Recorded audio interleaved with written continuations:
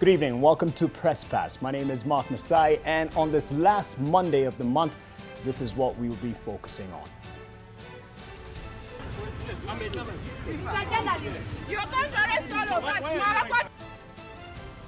Journalism is not a crime, and these journalists made it very clear as they resisted the forces literally. These guys are using media houses just to kill this BBI. Wananchi ama raia wa Kenya hatujapata kufafanuliwa, lakini sasa tunasikia kwa media, tunaona kwa mitandao kama Facebook, WhatsApp inatufikia. And we'll be getting the views from the audience, what their expectation is as they anticipate the Building Bridges Initiative report that should be released anytime now.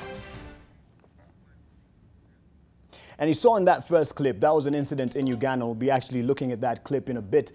And that will be forming the basis or the context of the conversation. It's an incident in Uganda against journalists by the forces as they were covering the Makerere protest, university protest. It's still ongoing and still a big deal there. And we have a report that's just been released on the state of freedom of expression for the civil society as well as journalism in Tanzania. But we're using that as an example for the region, and you will know at the end of this conversation, hopefully, why you should care. And we have in studio Roland Ebole. He's the Amnesty International researcher for Tanzania and Uganda. And next to him is a former colleague of mine, Mothoki Mumo. She is Sub-Saharan Africa representative for the Committee to Protect Journalists and has been here, as I've mentioned, a journalist at the Nation Media Group. And next to her is Oriem Nyero. He is the Human Rights Watch Tanzania and Uganda researcher, all who will lend a lot of context to the trends that are seeing the space for freedom of expression and journalism and the civil society ever more decrease and is being squeezed out. We'll also be hoping to be joined by Ansbert Ngurumo. He is a Tanzanian journalist but is currently based in Finland. He has been there for a bit. He'll be telling us why. He'll be joining us via Skype. We're just trying to sort out that particular audio with that. But he's very ready to join us in this conversation. And just to give you the full context of what those individuals are talking about, the Building Bridges Initiative, we were asking people from different parts of the country what they expect of the Fourth Estate as the BBI is released this week or hopefully sooner, because that was a promise by the BBI team that is ready for release and, of course, to be submitted to the two who commissioned it, that is the president and leader of opposition. This is what they had to say. We should not be discussing about BBI at this juncture.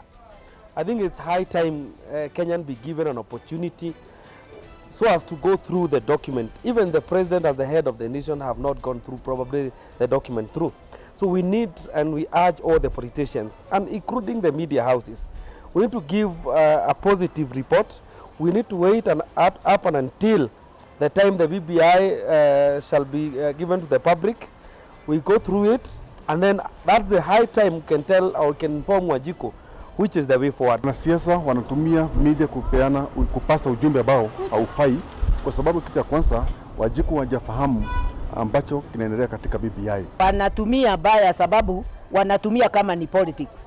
Lakini hii si politics, hii ni kubadilisha nini. BBI inakuja kubadilisha maisha ya Wakenya na ibadilishe nini cheo zile ilikuwa inapeanwa ile haisifanyi kazi kwa serikali. Kwa maana Wakenya wamepewa idea fulani ya kwamba BBI ni mbaya ama BBI ni mzuri ama BBI iko na nini, na ni kwa social media tu tunapatana nayo, lakini ukweli wetu ni kwamba tunataka kuichunguza tujue ni nini iko kwa BBI. Punguza mzigo ilikuja ikaenda. These guys are using media houses just to kill this BBI. It's a way of killing it. They are trying to hang it. Yes, people are using social media and new media people. Can you write what is correct to the people of Kenya? They are getting leaks because some of these people are in government, some are not in government. So they are getting these leaks from the government and they know, some of them know what are the content. Mambo ya politician hatutaki kusikia na hatutaki kusambaratisha media ama kutoa wrong information kwa media. Tunataka sisi tusome wenyewe. Maana hatuwezi kusema BBI ni mbaya kabla hatujaona. Wenye wanatoa information kwa politicians and then wa politicians sasa wanashika hiyo information and then wana disperse to media and then sasa raia sisi tunapata. That is why unapata saa hii wengine wanasema sisi hatuko na BBI juu wamepewa information fulani, wengine wanasema tuna support na hatujui the content ya hiyo BBI inabeba. So kuna possibilities kuwa kuna watu wenye wanatoa information kutoka huko ndani and then wanapatia politicians. And then sasa ndio hivyo sasa tuko na information na already we have taken sides. Wananchi ama raia wa Kenya hatujapata kufafanuliwa, lakini sasa tunasikia kwa media, tuna receive, tunaona kwa mitandao kama Facebook, WhatsApp inatufikia. Tunapata miscommunication, hatujui kama ni ukweli ama ndivyo na serikali walikuwa wametuambia kuna ile official day watatuambia ni nini kenye kinaendelea, lakini kwa saizi tumepata maneno mingi mpaka hatuelewi. Those guys who are hacking in the social media without knowing their content in real sense per se, I can say that they are being misled by some politicians.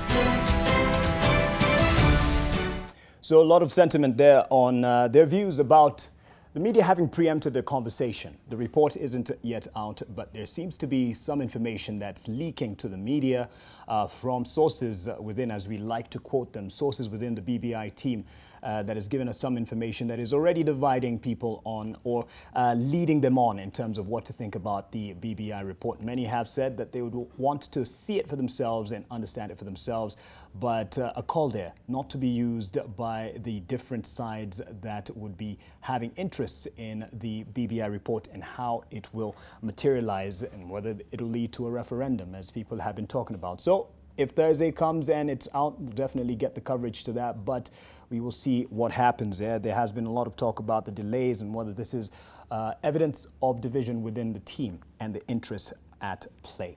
But that's not what's on focus today. Hopefully next week it will be, if the report will be out. But the talk about the report is definitely going to be on. Today we dedicate the show to the state of media freedom and freedom of expression, even for civil society groups within the region. And we're using Tanzania as an example, just our neighbor here, and what reaches them or what affects them can easily affect us. We're talking about Uganda as well. And we have in studio, as I mentioned earlier, representatives who have been researching on the media freedom space as well as a freedom of association and expression for the civil society in these different jurisdictions. And some of the shocking findings on the what our colleagues are facing or having to face, one of them being Ansbert Ngurumo, who we're hoping to figure out our way of communicating with him by Skype, who has had to flee for his safety. This was from 2017 when he had some threats come his way, some real threats actually. And we have colleagues who are still in custody, Eric Kabendera, just to name a few, and Azori, who has, to date, there's no definite status on where he is, but not too long ago, the Foreign Affairs Minister said that he is not with us anymore. But it's still murky in terms of the details that we have out. So I'd just like to throw it to Roland Ebole as well as Abona Oriem Nyego. You have separately done reports, but released today, and there was a discussion earlier today. Just in a nutshell, what it's tried to achieve and what you've managed to get. Thank you very much, Mark. Our report, Amnesty International report, speaks about the title, The Price We Pay. Yes. And talks about how different independent groups in Tanzania have been targeted for their dissent. We did a research in Tanzania between November last year and September this year, with a mission to Tanzania in February and March this year, where we talked to government officials, we talked to civil society organizations, we talked to journalists, we talked to independent bloggers and owners of blogs and all that. So what we wanted to find out is whether what we have all heard about the environment, the civic space, civic and political space in Tanzania has really gone to the levels that people are talking about. And indeed, our report has a lot of findings about how many laws that were never used before President Magufuli came into power in 2015 have now been resurrected and are used to threaten independent groups. And also laws, many other laws that have been established between 2015 and 2018, and different regulations to those laws that are also used to repress the different freedoms. So maybe later on I'll go into the freedoms, but in general, the situation is dire. Okay. And being the calm Tanzania that we used to know, I'm sure people are really asking in terms of is it the same President Magufuli that we knew of the hashtag? What would Magufuli do? And all the good stories about how he's fought corruption, but there is something about the shrinking space. Orient, perhaps to give us the purpose of the launch in the report, is it in any way comparative for the region? Because we know the situation as is, because this focuses the report that was also released on Tanzania. Is it because it's the worst? Well, I think Tanzania has proven to be a really important case study because it has shown such a dramatic slide in the past few years. Many of the other countries in the region haven't had similar levels of restriction in such a short period of time. And so when we went in to do research, that's what we found, that things changed between 2015, which was when President Magufuli was elected, and the time before, the situation changed very dramatically. And it drew attention, I think, to the importance of addressing some of these issues in a context where issues around freedom of expression and also civil society being able to do the work that it does are really important in addressing the issues that the citizens of these countries face. Okay, and we'll get to the specifics that you can perhaps mine out of the report, because some of them are quite long. You can't talk about everything in this one sitting. But Loki, you are keen on the protection of journalists from your standpoint, from where you are. What are some of the cases that you've been following up, most recent, that to date you still don't have answers to? Well, if we speak about the Tanzania situation specifically, since that's what we've started with, one of the cases that has been a very key concern for us for almost the last 2 years has been the disappearance of the freelance journalist Azori Gwanda. Azori Gwanda was a journalist who was reporting from rural Tanzania, very much the journalist out there trying to collect information, trying to cover a subject that not many other people were covering, which was these mysterious killings that were happening in his community. Then one day in November, Azori shows up at his farm where his wife was doing some work. He says, "I'm going on an emergency trip. I'll come back tomorrow." And she thinks, you know, he's a journalist. He does this all the time. Maybe an assignment. Yes, and he was in the company of these unknown men in a white Land Cruiser. And she said, and he asks her, "Where are the house keys? Where did you put the house keys?" And this is the last she sees of him. And since 2017, we haven't had any concrete answer for what happened to Azori. We haven't had a credible demonstration that the government is carrying out a thorough investigation for what happened to Azori. Yes. Most recently, we had the foreign minister claim that Azori was one of many people that had died, this in itself raising further questions, only to later come and say that he had been misunderstood, his comments had been taken out of context. Why is the case of this one journalist so important? He is emblematic for what other journalists are concerned about in Tanzania. Journalists want to cover critical subjects, but they ask themselves, if I cover this subject, if I ask these questions, what could happen to me? And if, God forbid, the worst happens to me, are the authorities that are supposed to get me justice, protect me, ensure that my family knows what happened to me, are they going to act? So it has a sort of chilling effect on the other journalists who are working in the country. Yes. So this is one of the cases that we've been really concerned about. Eric Kabendera is another case. He was arrested on July 29. He was arrested by men who refused to identify themselves. Later, police claimed they had him. and they sort of changed what they were investigating him about very rapidly within the course of a week, suggesting that perhaps they were looking for something to pin him on. Now, Eric is in jail still, facing charges of economic crimes. Under Tanzanian law, you can't get bail for some of these crimes if you're charged with some of these crimes, suggesting he could be in jail for as long as his trial takes, which could be years. And you're talking about cases that have been captured by Ansbert Ngurumo, who is joining us from Finland, and there's a good reason why he's there, not in Tanzania. He's a Tanzanian journalist, has been for over 20 years.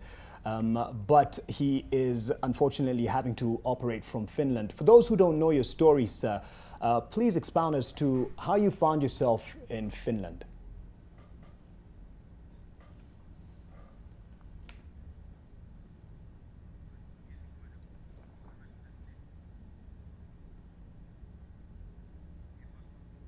If you can hear me, Bwana Ngurumo, just to introduce yourself.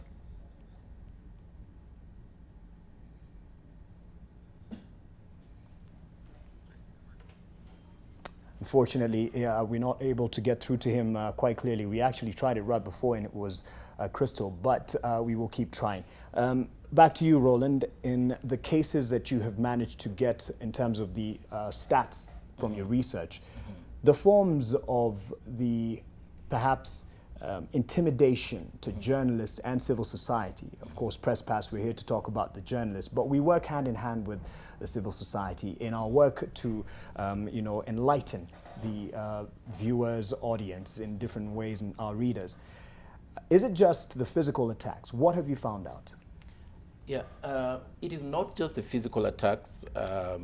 Mutoki has mentioned about the arrest and the disappearance, but it is also journalists and media outlets being subjected to very strict media laws, like the Media Services Act that was enacted in 2016. The Media Services Act, since coming into force, has also been followed up by Media Services Regulations of 2017 that required every media houses to get a new license or be deregistered. But before then, the government of Tanzania has used particular notorious sections 54 to really get media outlets on charges of publishing false information, sedition, and all manner of such related crimes.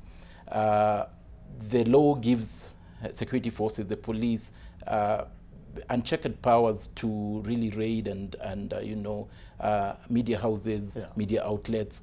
And so media houses are really living or working under very stringent conditions. In 2016 and 2017 alone, we documented 5 newspapers that were suspended or at different points banned.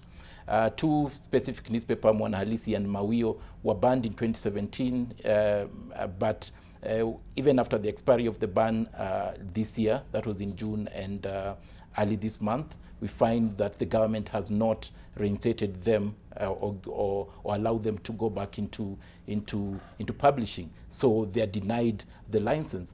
And the reasons for really getting the ban sometimes are reasons that are not really qualified. For instance, a newspaper that had published a factual error about was it 67% of Tanzanians using ARVs, which was a factual error that they meant to retract, and they wrote an apology to it, but still the government went ahead to give them a ban. So we find that the kind of stringent measures that the government is applying against media outlets has really sent chills. Early this year, Citizen newspaper, I think is an affiliate of Nation, yes, Nation Media, was actually given a 1-week suspension. Reasons: they published information, or they had, in their reporting that the Tanzania shilling was losing ground against the US dollar. And part of what they were being given as reasons that they did not confirm this information from the Central Bank of Tanzania. I mean, this information is out there, yes. It's out there in the daily. So what do newspapers, what do media outlets, what do journalists really need to confirm before they publish? And even when information is not factual, information is not correct, what approaches should really be put in place in terms of regulatory and also to correct such kind of... But there's a common thread in this, and I'll throw this to you. In the sense, it seems to be any story that has any whiff of criticism to the authorities. But then what recourse? I know he's a lawyer in the panel, but what recourse do the media organizations have? I mean, aren't there bodies within the region, Tanzania, Uganda, Kenya, to stand with them and push back in a way? Is there any form of pushback that can come? Well, there's been attempts at pushback. For example, the media services law that Roland mentioned was challenged at the East African Court of Justice, and that court actually found that the provisions of that law were not, they didn't conform with the treaty that establishes the EAC, and called on the Tanzanian government to change this law, to amend it. We're yet to see the government actually make the law better. But there are other organizations, such as international organizations like Amnesty International and Human Rights Watch, that are actively documenting and investigating these abuses against the media, and also CPJ as well, and drawing attention to these issues. But of course, there's only so much that can be done without the will of the government to address the recommendations that we're making, which are to make this space less restrictive. And as long as the government doesn't do that, then media, journalists, civil society organizations are going to continue existing in this space of fear and not being able to speak out on critical issues. There's the physical harm, direct physical harm that's directed to journalists, whether in Tanzania, Uganda, Kenya, within the region, and then now there's the restrictive laws. What else were you able to find out in terms of the restrictions or the means that they're using to shrink that space and that room for expression? So I think we've touched on a number of those areas, one of which is the government actively censoring the media, so suspending or shutting down newspapers, for example, or there's an instance that we talk about in our report, in Human Rights Watch's report, about a government representative raiding a television station, or with the Communications Authority in Tanzania, which fined media houses for covering a press conference that a local human rights organization was holding, that was talking about abuses that were committed during local government elections in Tanzania. Then, of course, we've talked about lack of accountability. Muthoki mentioned the disappearance of Azori Gwanda. The government has said that it's investigating that disappearance, but there's little to no information about. There's few steps towards justice for what has taken place in regards to him, and that is an element of that adds to this closing space. If the government isn't willing to address really serious, important issues that are affecting civil society and journalists, then the space continues to shrink. And Muthoki, there's that aspect of, if you don't talk about it, then it dies off, and perhaps that's even one of the things that they hope will happen. With the cases of Azori, with the cases of Eric Kabendera, with your organization, how do you keep these issues alive? I mean, do you have, is there any form of contact, or are they closed out totally, someone like Eric Kabendera? Do you mean contact with? Yes, like to be able to find out what's your situation right now, how are you doing? Are they totally closed out? So if we were to speak specifically to the issue, to the case of Eric, which I also think reflects on other cases we've seen of journalists who've been arrested more briefly and have been released, it's not closed off in the sense that you can speak to lawyers. The lawyers on ground who are willing to come out and say, this is what's happening to our clients, this is what our clients say, these are the infringements to their due process rights that they're facing. So it's not completely closed off in that sense. Of course, it would be amazing if you could just go visit them and speak to them, but there are local Tanzanian human rights organizations that are also able to go and speak to these people who are detained and ask them, what's happening with you, what do you need? So it's not completely closed off in that sense, if that's what you were asking. True. And for the other, media practitioners, they'd feel that perhaps is he abandoned? He's been in custody for long. How do you keep that story alive without sounding like, or you're just saying the same thing over and over again, especially for the local media there?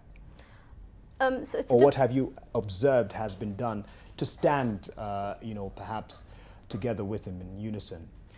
So again, if we focus on the case of Eric, and I think to also some extent Azori, but not as much, we've seen that there has been incredible solidarity from the local media, that they're willing to come out and say, this is our colleague, this is what he's going through, of course within the bounds of journalistic ethics and professionalism.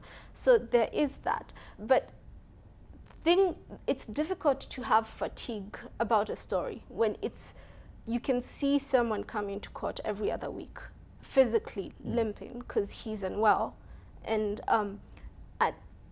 also hear his family speak out, because I think his mother spoke out earlier on about how she was interrogated and what she went through, and asking for her son to be freed. To be honest, it's very difficult to have fatigue about that. And I think if you're also coming from the perspective of local media, this is a person you identify with, because this is a person perhaps who sat next to you in the newsroom one day. This is a person that you could be tomorrow, because you're doing the same sort of journalism that he is. So I have not found that there's fatigue on that sense, but we are very much alive to the fact that we need to keep the story going. We must not forget that he's in jail and why he's in jail, and we must not get fatigued of calling for justice for him.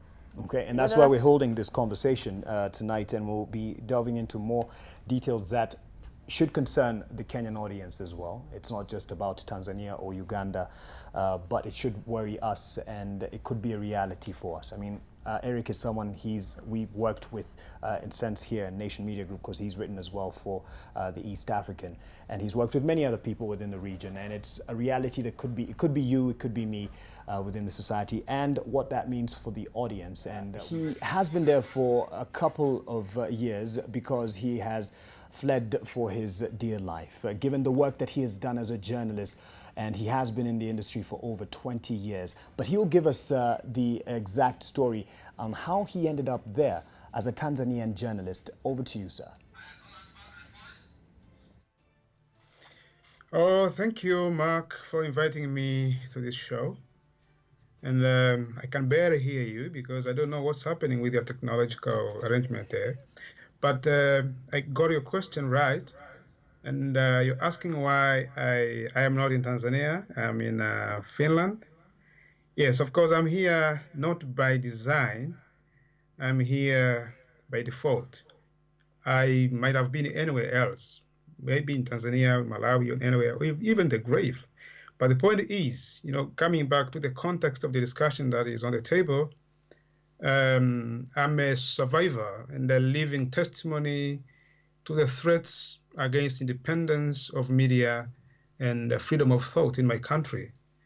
I should have been dead according to the plans of the people that wanted me silenced forever. I was supposed to have died by early October 2017 by assassination of some sort, but good Samaritans came to my rescue. Of course, I cannot mention them, and I'm not going to go into detail because I don't want to expose some other issues and some other people who came to my rescue. But I can tell you, because of their help, I was able to live up to now. I was relocated several times in several places until I was able to reach here by the beginning of last year. And thanks to them, I'm alive now, and I'm still doing whatever I can do. I'm writing, I'm tweeting, I'm interviewing, I'm blogging, and now I'm on your show. But the point is, I'm here because of the threats that were posed on my life by the bunch of killers, the bunch of murderers, the unknown people in my country who wanted to silence and kill me. And they have been killing and silencing other critics of the regime. I'm just a survivor, a lucky one. So that's what happened, in short. That's why I'm not in my country. I know one day I'll go back, but so far that was happened, and that's how I came here. Yes, thank you very much for sharing that experience, and harrowing it is. And for those who would want to read his experience and his story, it is on I can't hear what you're Sauti talking. Kubwa. I will give him an opportunity to give a last word to journalists in Tanzania, in the region, and even to Tanzania, the leadership and the citizens there, as a last word of hope, perhaps, because he's still able to work, even if from Finland. And if you could just look at his site there, that is Sauti Kubwa online, you will be able to find it, sautikubwa.org. He's done many stories. In fact, he has written a book on John Magufuli himself, the president of Tanzania, and he calls it an epitome of cowardice. And that is John Magufuli's time. Is he schizophrenic? Is he bipolar? Is he a lunatic, or just a dictator? An embedded multi-source analysis on the genesis of fear inside and around President John Magufuli of Tanzania. And yes, this book, John Magufuli, an epitome of cowardice, sheds light on an optometric nature of Magufuli's abuse of power. And we are in studio with people who've done for several months a research on the status there. And we're just talking about the forms that it's taken, that is the intimidation and the infringement of the space and the right for the freedom of expression through media, through the civil society. And there's a clip here that was actually doing the rounds on social media from Uganda, because people are saying, hey, why are you just talking about Tanzania? Well, the report that's been released is on Tanzania, but just as a case study for the region. But there's a clip, if the team could play it, and I'm sure you probably have seen it in one of your WhatsApp groups or social media platforms, of journalists standing in solidarity with their colleague who was going to be arrested by the security officials in Uganda. They were covering the protest against I believe it is the status of the fees, of the tuition fees at Makerere University and administration at large. And this is what played out. Let's just listen in.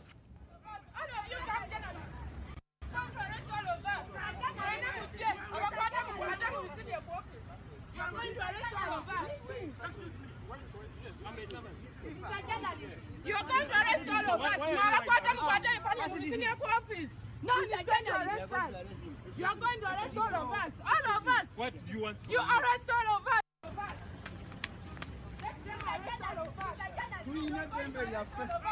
you come together. Come to arrest all of us. You're going to arrest all of us. And many said kudos to that lady for standing with her colleague, and many others who made sure that their colleague was not arrested by the forces for no good reason.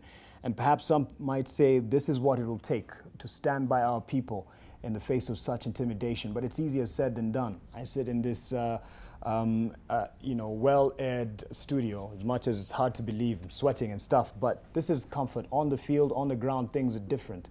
And it takes courage to stand with your colleagues who are facing the threat, and even to have their resources, their bank accounts, scrutinized, and even their source of income, perhaps even blocked. Just paint the picture in terms of the other forms that have taken, that have been directed to journalists. And is it the same story in Uganda? Is it the same story? I'll ask you as a Ugandan and a researcher who's interested in that area as well. Is the situation as bad there? Well, I mean, it's difficult to measure the situations, but there is a similar pattern of repression that is also taking place in Uganda. The clip that we saw was from Friday. The journalists that were being attacked by the police were trying to cover a press conference that students at Makerere University were trying to hold. And the journalist the specific man who was being attacked had been trying to take pictures of the police who were arresting some of the students who were holding the press conference. And we've seen in Uganda, in the Ugandan context, media blocked from covering really important and critical issues. In this case, issues to do with the strike at Makerere, and also events that have been taking place there over the past week. There's an example you gave, and we were talking earlier, about the some trumped up law or something that, there's no fair coverage of the government as opposed to opposition, because the media there was criticized for giving too much focus on Bobi Wine, on Kizza Besigye, perhaps painting a bad picture on the country's leadership. What was that? What's the background? So in April of this year, the Uganda Communications Commission wrote to 13 radio stations and television stations to ask them to suspend staff of theirs because they were going to do investigations into allegations that those stations had breached the minimum broadcasting standards for media in Uganda. And the allegation was that those stations had been covering Bobby Wine as well as Kizza Besigye, events surrounding those two individuals too much, essentially. And it wanted to, the body was investigating whether that took place. And recently their investigations concluded, and they've concluded that they actually did essentially broadcast too much information about too much. They did cover the opposition in Uganda too much, and that's obviously very problematic because the media should be allowed to cover both the government as well as political opposition. And the grounds for that are really the idea that they shouldn't cover the opposition, for example, is very problematic in that it restricts the access of Ugandans to information about what's happening in their country. And it's biased in and of itself. Potentially. Yes. Yeah. Muloki, you are keen on other areas as well within the region. The country's not too far from Kenya. As you tell us the situation, why should Kenyans care? So we shouldn't assume that something that's happening across the border is too far away from us. And the reason I say this is we've spent a significant amount of time today speaking about Tanzania. But if we look at the specific elements of what's happening in Tanzania, there are threads of this also across the region. So if we begin with the example of just trying to control what people can and do online, for instance, by imposing very strict regulations on the registration of bloggers and requiring bloggers to register, we've seen similar regulations in Uganda. And those who follow Kenyan legislative developments, we've also seen a proposed amendment to the law that would require the registration of bloggers. So these things happen, there are trends that are going across the region. And beyond, if we look at another example, the use of false news, the allegation of false news to arrest journalists and to silence media houses. Yes. We've seen that leveled against any number of organizations and any number of journalists in the region, from Uganda to Burundi to Somalia and Somaliland. So it's not something that happens in a vacuum, and what's happening in one country could also be happening in the next country. So it's very important for us to follow what's happening, to see the trends and expect what may come our way, but to also stand in solidarity with this community of journalists, because sometimes they may not be able to speak for themselves. It's our duty to speak for them. Yes. And then when it comes to our turn and there's a situation where we cannot speak for ourselves, then you have a robust community, for instance, of East African or African journalists and civil society that can then come together and say, hey, this what you're doing in Kenya is not right. Yes. And already we've seen this sort of happening. We've seen we've seen media rights organizations in the region coming together, trying to share experiences about what's happening in their countries and to strategize. So that's something good. Yeah. And to that issue of recourse, I'll bring it back to you as a lawyer. And someone might say, I'd expect there to be some legal room for me to juggle or perhaps fight for my rights within the East African community. Is it there? Yeah, so there is the East African Court of Justice, and the East African Court of Justice has been very progressive in the past. In the past 2 years or so, it's issued 3 judgments that are really for media freedom. One asking or a ruling for the government to amend repressive legislation, several of them in the Media Services Act. Another one was an order for the government to reinstate Mseto media outlet that was suspended. And to our utter shock, in an interview with the Attorney General when I was in Dodoma in March this year, he mentioned that the government does not respect or will not comply to decisions of the East African Court of Justice for reasons that they overstep their mandate and that they do not let people that bring cases to them exhaust local remedies. This is very worrisome in the regions, one, since it sets a very bad precedence. Yes. Remember, regional and international courts actually channels that should give access to people whose rights have been violated. It should give an effective judicial or appropriate remedies where these people cannot get them at the national levels. And so if you have people whose rights are violated, they go to national courts, decisions are given, they're not respected, or decisions are not given in a fair way, and they go to the regional courts, but again, you have a government that does not respect them. Then our worry should be that if this precedent is set in Tanzania, then it may spread in Kenya, it may go to Uganda and other countries. You must note that the treaty for the establishment of the East African Court does not really spell out, the implications or ramifications for a country not complying with its judgments. But again, just in terms of why the East African community was established and why the court was established, we really need to look at how we can strengthen this mechanism so that people have a remedy outside their national courts whenever they want to. Without that, the East African, perhaps legal jurisdiction, the individual local courts, is there anything that can be a ray of hope for our journalists within the region? There is a ray of hope. Decisions have been given even in national courts that are very progressive. And as somebody mentioned, it takes the political will. It takes the political will for these decisions to be implemented. I would give an example of bloggers, particularly three bloggers in Tanzania. There is Bob Chachawangwe, a student leader, Abdul Nondo. Some of them were actually arraigned in court and even a judgment given against them for information that was in draft form on their mobile phones. Draft form. Draft form, not even sent, not shared. This was, investigation by the Tanzania Communication and Regulatory Authority.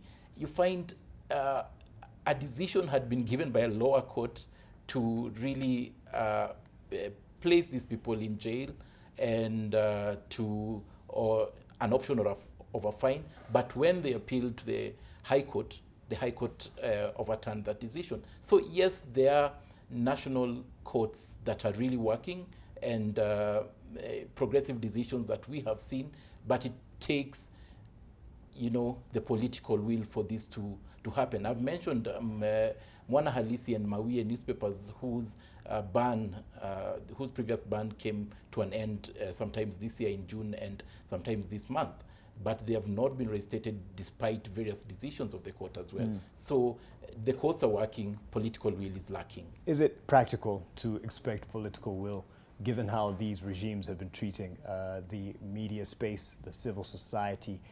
Some might say it's actually what it will take is, political change and perhaps of the figureheads representing the government. Well, unfortunately, we don't have the time to wait for political change in the countries that we're talking about. A lot of the issues are very current and need to be addressed immediately. And because of that, I'm optimistic, and we've seen, particularly in the case of Tanzania, that the government has been willing to change in respect of certain issues because of external pressure, because of international actors speaking out about these issues. And in our report, we really call on international bodies, on regional bodies as well that Tanzania belongs to, including the East African community, to really speak out about what's happening there. We've seen in Tanzania specifically a change in a law that was made it a crime to publish statistics that the government hadn't approved of. They changed that law mid this year because of pressure from the World Bank. So if we can get as many people talking about these issues and how important it is for Tanzania to be a free space for media, for bloggers, for NGOs to exist, then I think that the government can and really should listen Yeah, and the pressure that he's talking about internationally has been seen, the threat of it at least, is what led Eric Kabendera to his situation because of his supposed influence and closeness with international bodies, given his work with various papers internationally and within the region. And perhaps that's the muscle that we have then to work with as media. In your experience, as you've lobbied and tried to get attention to this particular situation within the region, that we should work a lot with the international bodies as journalists to get their attention on the situation on the ground, because that's perhaps what they're trying to avoid. Don't make us look bad internationally. I mean, I think most governments to some extent are aware of the image that they project internationally and how this affects how they deal with other actors in the community of nations. So it is definitely very important to document, to publicize when abuses to press freedom happen, not just in Tanzania, but in the entire region. So that's incredibly important that the international community must know what's happening. One of the things I have also been arguing for and pushing for is that we as countries in this region, in the East African region, in the African region, we must be able to look at our brothers across borders, our sisters across borders, and to be able to constructively comment on what's happening when it comes to the repression of press freedom and to the rights of individual journalists. Because a lot of times when this conversation arises, it comes out that, oh, a body in the West wants us to do this. But really we need to demonstrate that we as African journalists, we as East African journalists do care about these issues, do want our governments to act on these issues, and we shouldn't wait for an external body from the region to come and speak on these issues. And in that aspect then of apathy for the audience, why should they care about our space for human rights activists as well as the journalists? And we'll get to respond to that. But I'm told we have Ansbert back online, and I just want to give him an opportunity, since he probably can't hear me directly, but to give his word to the leadership in Tanzania and to also the colleagues who are still in Tanzania, the journalists who are working under such difficult conditions and even in the region. Thank you, Mark. And I'm sorry I was not able to follow the discussion because of some technological mishap, but at least now I can hear you and I can give a few comments as per your question. There is a lot that we can do. For my colleagues, my leaders, everybody in Tanzania, first of all, we should know that we still have a role to play, despite what is happening in Tanzania. We still have to work and act and think and coordinate things intelligently and cautiously, because we cannot just do things the way we used to do them in the past. We have lost brothers and sisters. We don't need to lose more others just because of, not being careful enough to protect ourselves and protect the others. And like I've heard one of you say just before you called me, this scenario in Tanzania is not unique.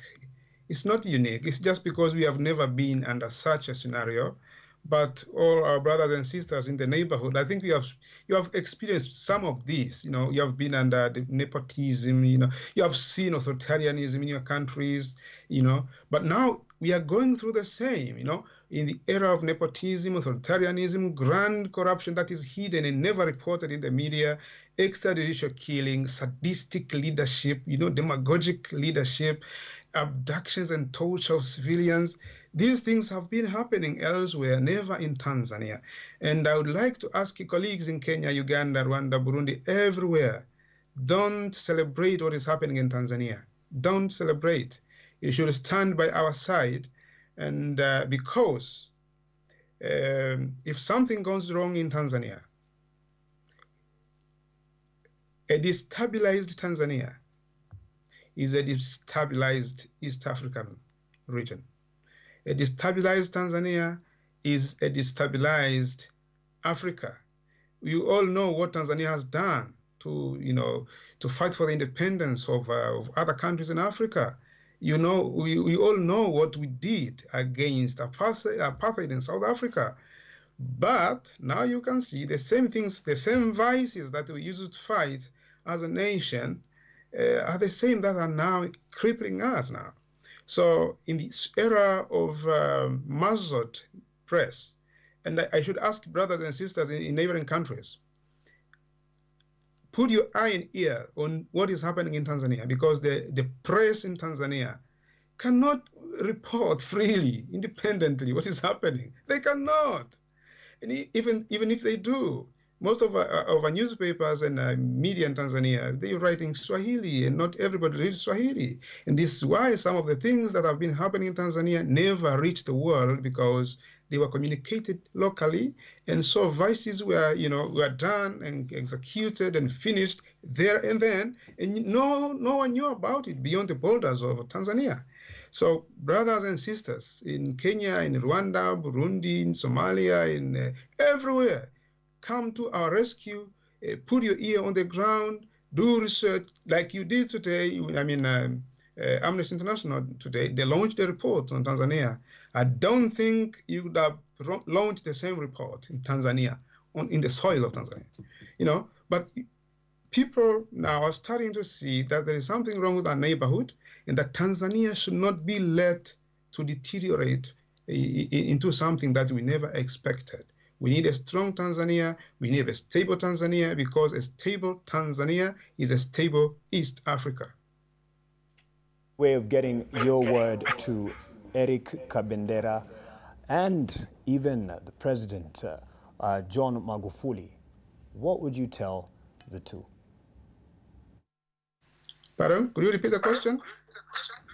If you could get through to John Magufuli, let's start with John Magufuli, the President.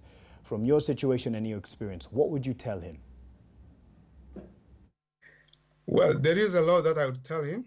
If he were able to listen, I would ask him to listen to the people, to listen to the voices of the people, to care for the people. He's doing so many good things, but he's not listening to us. He wants us to listen to him. He's talking to us.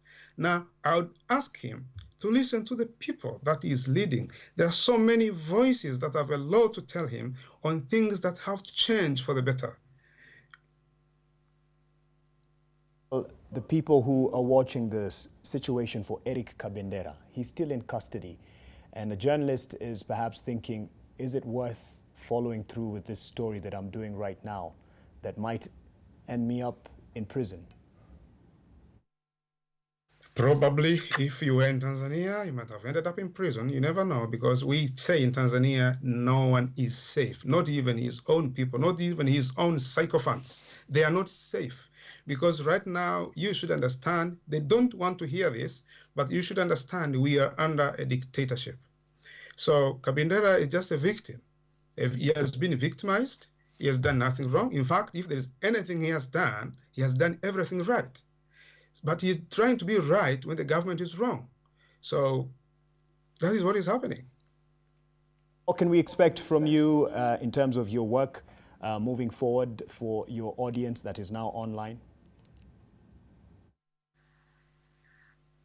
Can you repeat the question?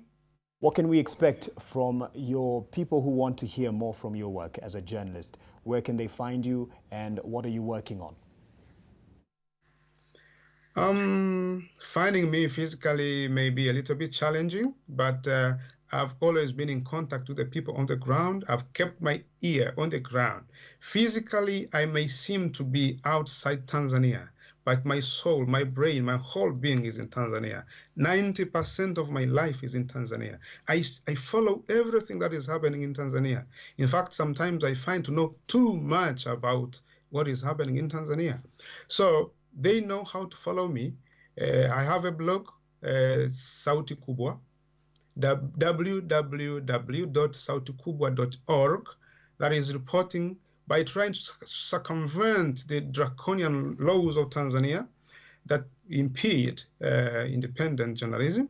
So I'm doing from a distance. I'm still doing investigative journalism and trying to put it in a way that can counter the propaganda that is being spread in the local media. Because now the government is funding sycophantic media to just sing vainglories and propaganda for the president, and they think that is to them. That is what they call uzalendo, uzalendo. There's nothing like that. So I'm trying to be available through my blog, but I'm also available through my YouTube. I'm available through my tweets. I'm available through my so many other social media. So I'm available. They can reach me. I can reach them. And I'm sure they are following, they are watching what I'm saying right now. We want a change of attitude. The leadership that cares more for the people, not for just, material things that can perish tomorrow. You may be constructing bridges. You may be buying planes. You may be constructing roads. Those are mere soil. They can corrode and finish. They can get done tomorrow. But by the way, even the South Africans and apartheid, they did so much to develop infrastructure. They didn't develop the people. They didn't care for the people. So this is what we're asking people to think about, and this is what we're asking the president to consider, and the leaders and the sycophants surrounding him. We need our Tanzania back, the peaceful Tanzania, the Tanzania where everybody thinks of a colleague as a brother, not the killers of each other's brothers. Ngurumo, thank you so much for your thoughts and being able to join us from Finland. Had some complications earlier, but we've been able to hear you clearly, and I believe the message will get to those people that you've directed it to in the region for journalists and human rights activists, and it is quite bleak. However, even though bleak, Roland, there should be some ray of hope, given the report that you've done, that you were all very intimately involved in. There is some headway and perhaps some room for change. Yes, I believe everything has, we should be optimistic. One, as I mentioned, several courts are working. I wouldn't say all, because again, there are issues. I said it's the political will that is lacking. And so let's believe in documentation, documenting these decisions and issues or everything happening in Tanzania is very important, like what we did in this report, because I tell people one day accountability will be found, and that requires that every detail of everything that is happening is documented. Secondly, I believe that with what we did with the reports and the kind of findings that we have, we also have recommendations that go to very many bodies, from government to regional as an economic blocks like the East Africa Community, to AU, to SADC, the South Africa Development Community, which Tanzania is a member of. And it's asking for this institution to call upon the government of Tanzania to really stop the kind of violations that we are seeing, and to change their laws so that they can comply with the various human rights instruments that they are also party to. We are also calling on the government of Tanzania to release without any condition journalist Eric Kabendera and any other person that is in jail because of political reasons. And I should have mentioned only that this interview only touched on media press freedom. There are also political opposition members that are also facing various charges in jail, and all because of their right to freedom of assembly, just because they were meeting and against a decision, a blanket decision or a blanket ban by the president in 2016, banning all political activities that is now being used to target the political opposition only. So we are asking those 11 opposition members that are facing, they've been in court numerous times, their cases be also dropped. There are also other people who are in court many times. They go to court many times because of their right to freedom of expression. Somebody like Maxence Melo, who's a blogger and owner of a blogger, has been to court 120 plus times since 2016. How do you work? This is tantamount to judicial harassment. So we are asking that such cases be dropped. And yes, there is hope. The World Bank pushed about the Statistics Act, and we got a positive, as in a positive outcome. yes, not everything wrong about the law was changed, but that shows that with a certain pressure from the right people, the right groups, then we can be able to see certain change. And to the East Africa community, and especially the court, if there is a way we can really strengthen our own mechanism, we always complain that why take our people to the International Criminal Court? Why go to those European courts? Why go to those, international courts while we have our courts? The African Commission on Human Rights has its mechanisms. We have the African Court of Justice, we have the East Africa Court of Justice, but yet when cases are taken there and decisions are made, judgments are given, we do not comply with those decisions. So we really need to push our governments to comply and respect the treaty that establishes the East African community. Yes. To end, I would like to say that for Amnesty International, this report provides us with a lot of material to work on in the next 2 years or so. Remember, Tanzania is going to local elections next month. This is elections, ward elections, and to the general election and presidential elections next year. And we want to ask for an environment where human rights are respected before and after elections, and also the ground for free expression, free association, assembly, and participation is also set. Thank you very much. And I'd like to give Muloki the last word as the lady of the panel. For Orie Mnyeko, from Human Rights Watch perspective as a representative, what's your word in the report that you've given to the various bodies? How would you like it utilized?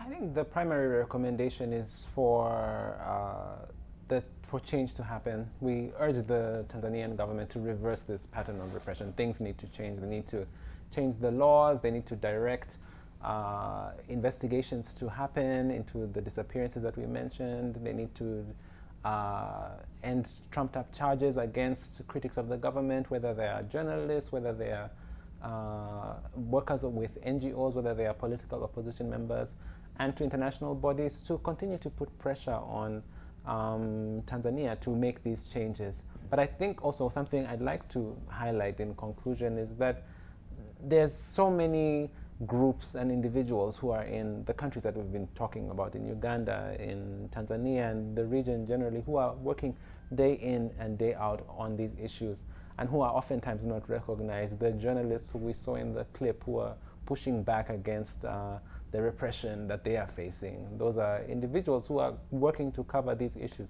There are several organizations and journalists who are in Tanzania who unfortunately are not able to speak out as publicly as they would like to, but they exist. They spoke to us, and we couldn't publish their names because they were afraid of reprisals.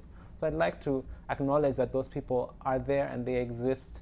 It's not just Human Rights Watch and Committee to Protect Journalists or Amnesty International who are speaking about these things. This is a real concrete issue that faces a lot of people in our countries. All right, it's a collective effort.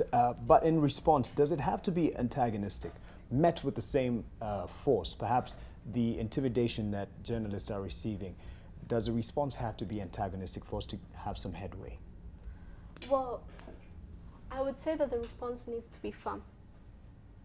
We mustn't give ground, because the moment, I think the adage is that the moment you give an inch, then tomorrow it's a mile, then the next day, where are we? So I think the response from the media community, from civil society, from even the citizens who like to have the kind of access to information that the media provides, must be firm to every single bit of erosion of press freedom. We must be willing to say, no, this is our ground, we're not going to give it. I would also like to say something in addition to that, which connects again to the issue of citizens and access to information in closing. When we look at this region, and I give Kenya and Tanzania as examples, we have governments that have set themselves up and said, we're fighting corruption. We want to have good governance. I think the point that states always forget is that these goals that you set for yourselves are not going to be achieved in a society where the media cannot investigate wrongdoing by public officials or by even the private sector, where citizens are afraid to come and tell you, this is what we need and this is how we hope that it can be done. So when we talk about press freedom, we just don't speak about it for the sake of our space. Yes, we speak about it because journalists ideally represent the needs of the public, and they try to fight for the achievement of the goals of the ideal society that these governments always claim that they want to achieve whenever it's election time. So there needs to be a recognition that these goals that you set for yourselves will not be achieved if you repress the press. All right, thank you for that. That's a good note to end it at, as looking at it as a need for us to have our space for the better of the country. It's not just for just the fourth estate. We're not just being crybabies, but it is for the right of the nation. Perhaps that's how we buy into the enthusiasm or the interest for our audience to fight for the same, for a free press and freedom of expression, especially from the human rights groups. So thank you very much, Roland from Amnesty International, Moloki from the Committee to Protect Journalists, and Oriam from the Human Rights Watch for your time, as well as Ngurumo from Finland, who's still fighting on and representing the media fraternity and working hard to put the leadership to account from Finland, and that is the leadership of Tanzania. And so now let's just look at what's caught our international radar in terms of something that either should worry some or people should look forward to. Facebook CEO Mark Zuckerberg this past Friday announced Facebook News will offer stories from a mix of publications, including the New York Times and the Washington Post. This comes at a time when news organizations such as Nation Media Group, whose business models have been trashed by the digital disruption of information and advertising, while the tech platforms have reaped untold billions. The instrument of this help to newsrooms is a new offering on the FB platform's Facebook platform that curates news and information using both algorithms and human beings to make decisions, and will also do something revolutionary: pay some publishers, including Washington Post in this case, that published this story, for their expensive to produce journalism. Some are apprehensive at this move because although they will be paying some publications for their stories, others would be left out and even more vulnerable in these changing hard times for the media space. Thank you for your time, for watching Press Pass. To the panel, to our guests and those who've been writing in as we continue with the conversation, it's always a pleasure. My name is Mark Masai. Have yourself a good night.